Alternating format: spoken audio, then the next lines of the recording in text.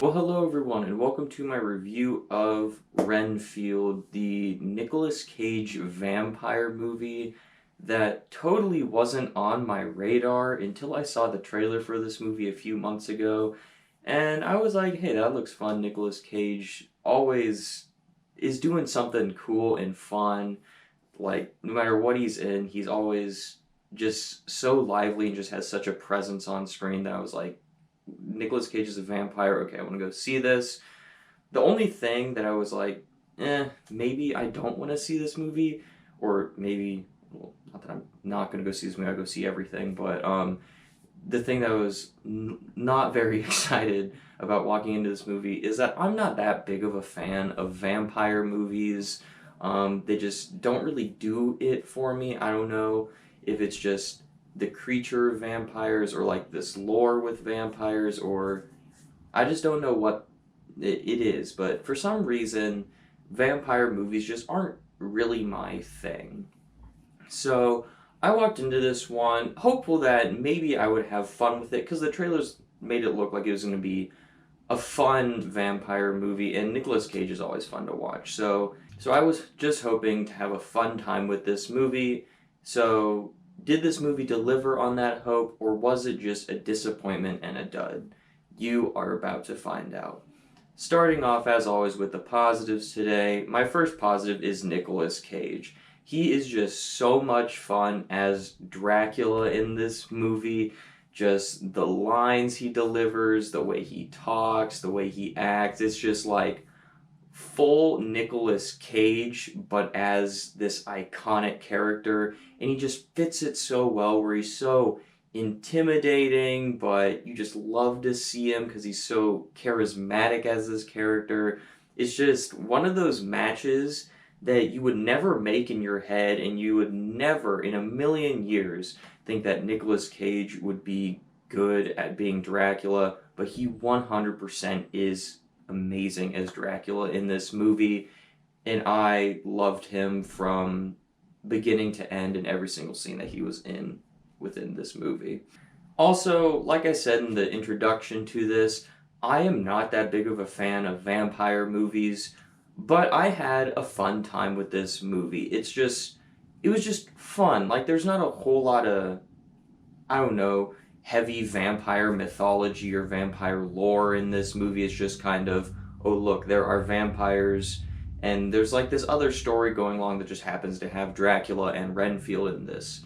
So I had a lot of fun with this movie for what it was. I mean, there's a lot of really, really funny and comedic moments in this movie. This is kind of, I'd say it's more of a comedy more so than a horror movie. So maybe it's like a horror comedy, but I'd say it's more of a comedy. There's also quite a bit of action sequences in this film, and they're all really fun, really entertaining action sequences that are just so over the top, and just like the way that the fight scenes are choreographed, or especially the gore in this movie. It's CG gore, which I have talked about numerous times on this channel. Always go practical over CG, but the CG gore actually works in this movie. It's just so over the top. It's like Tarantino gore. Like, you know what I'm talking about. It's like, if you've ever seen a Tarantino movie, you know exactly what I'm talking about. It's just the over the top gore that is just so over the top that you love it. So yeah, I was a really big fan of all those elements of this film. And I also really dug Nicholas Hoult in like our main character's role of Renfield, obviously. That's the title of the movie. But I dug him in this. He's a guy that I've liked seeing in pretty much everything he's done. From the X-Men movies, what he's probably most known for. And then last year he was in The Menu, which I really liked. And so yeah, he's just one of these actors that I think always picks like good projects. Like, there's not really like something that I've seen him be and I'm like, oh, he's really bad in that, or oh, I didn't really care for his performance there. No, he gives another solid performance in this movie.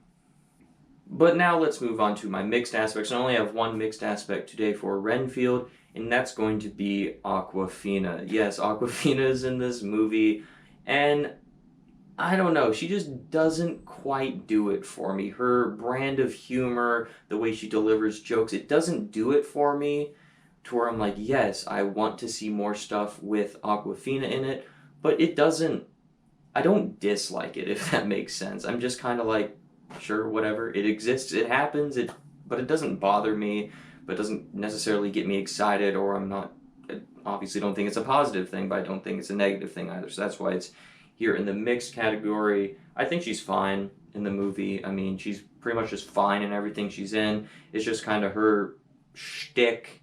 I'm just not a fan of her shtick as of yet, but I've only seen her in like 3 things. I think Ocean's 8, Shang-Chi, and this. So, yeah, don't really have a whole much to judge her off of, but it's just kind of take it or leave it, her shtick and brand of what she brings to movies.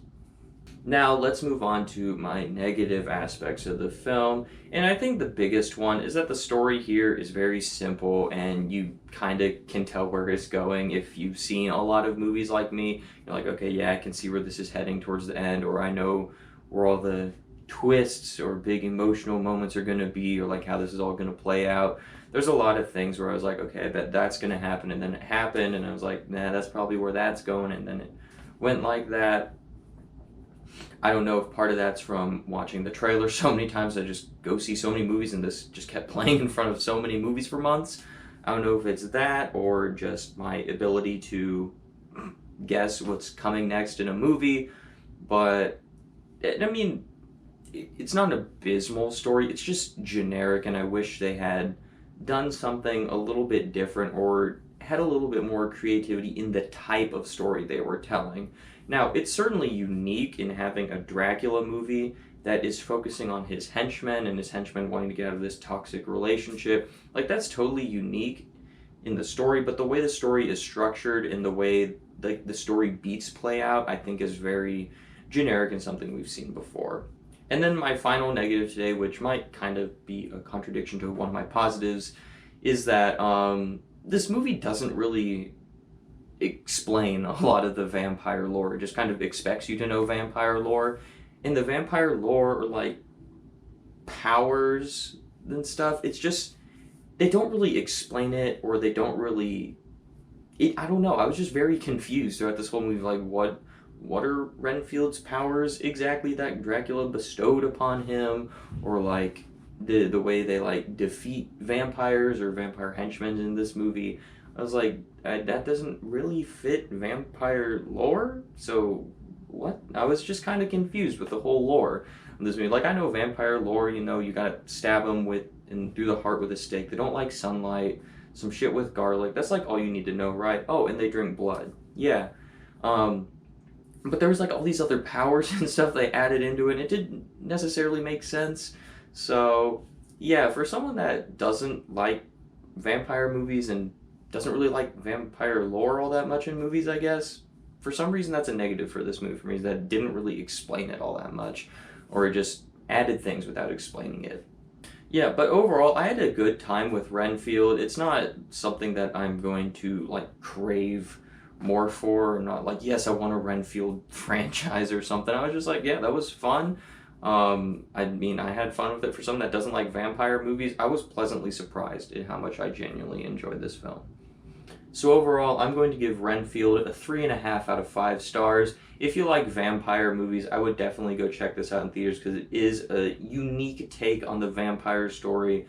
But as a movie, it's very familiar to what we have seen before. So if you're not too big on vampire movies, if the trailers didn't interest you, I would wait till this came to streaming services.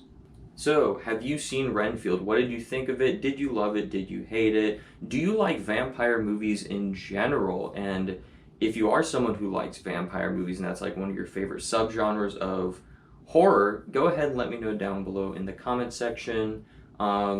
Yes, quickly, kind of sorry for not having a lot of reviews. There weren't too many movies I felt like reviewing earlier this year, but now that the summer blockbuster season is back up and running, or going to be up and running here soon, we will get back into the swing of things. So, yes. And as always, thank you so much for watching, and have a great rest of your day.